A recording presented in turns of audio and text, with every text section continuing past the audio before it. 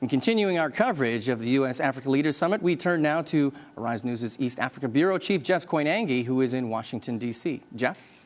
That's right, Gary. And today, Africa rolled out the big guns. It was the first day, and officially it was the Africa Business Forum, pitting the best and the brightest, if you will. And among them, the world's richest black man, who happens to be Nigerian Aliko Dangote, said to be worth something like 20 to 30 billion US. I had a chance to chat with him, and this is part of what he had to say. Alhaji, welcome to Washington. Good to see you on this RISE program. Real quick, what do you hope to get from this U.S.-Africa Leaders Summit? What do you hope to get out of it? I think one of the first things that we hope to get is to actually get to know each other. And, you know, without knowing each other, there's no way we're going to do business together. And this has actually proved very more than our own expectations.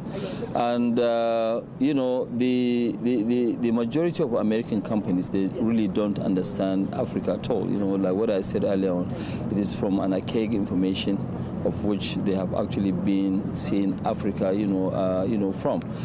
Things have improved dramatically in the last couple of years, more than 12, 15 years. You know, things have changed.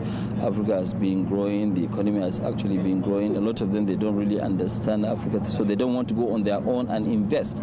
And it is the main reason why they are looking for good companies to have partnership. And now, you know, just like the one we just announced between ourselves and Blackstone, and also between Dangote and Carlyle. You know, and I'm sure this is just the beginning. There will be other announcements. I'm sure GE have also announced, and I think this will help. So this conference is going to actually bring us together, government to government, also private sector, with private sector from Africa and US, and it will increase the level of business that we've been doing before. Let me ask you another question, Haji. The fact that you, Africa's and the world's richest black man, let's face it, you've been doing business in Africa for 30 years plus. Yes. Finally, you are getting respect from the Americans as well. I mean, what do you think? Well, I think it's true.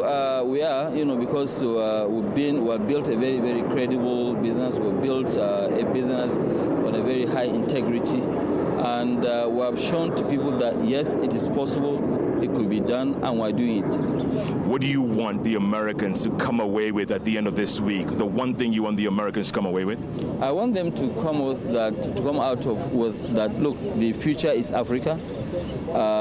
Africa is going to be the next Asian tigers, and it's going to happen, and it will happen, and it is happening now. And Gary, Aliko Dangote, we talked about that deal. We'll talk about it in a short while. But he wasn't the only one present. And it's not just Africans present. There were Americans there in the audience, American businesses. And one particular gentleman who's been a friend of Africa for the longest time, the Reverend Jesse Jackson.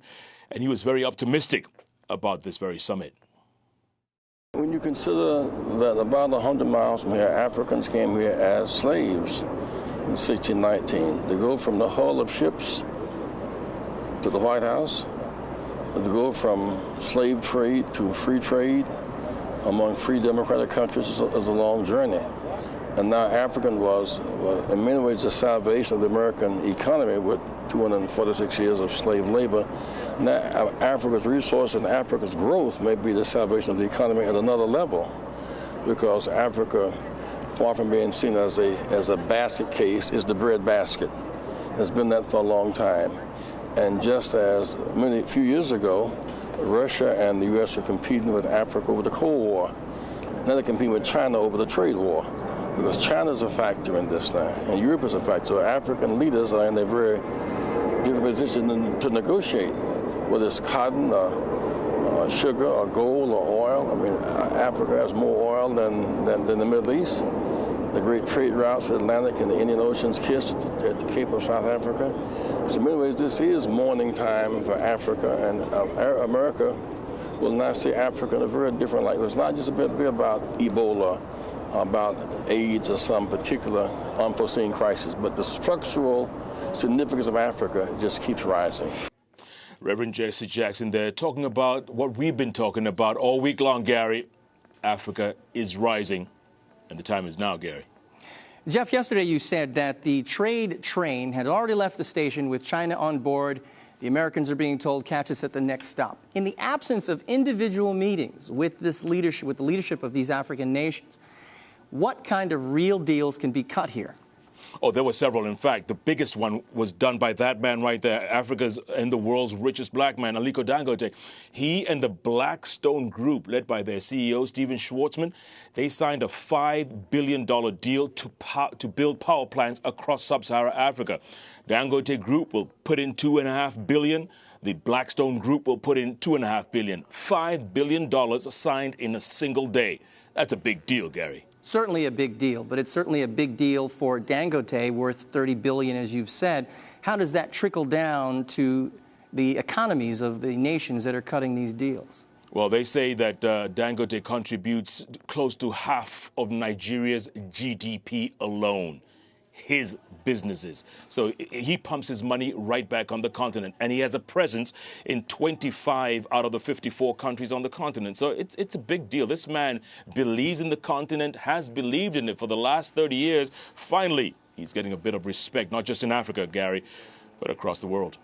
East Africa correspondent Jeff Koinange in Washington at the U.S. Africa Leaders Summit. As always, a pleasure to talk to you, Jeff. Thanks, Gary. And this is Arise America.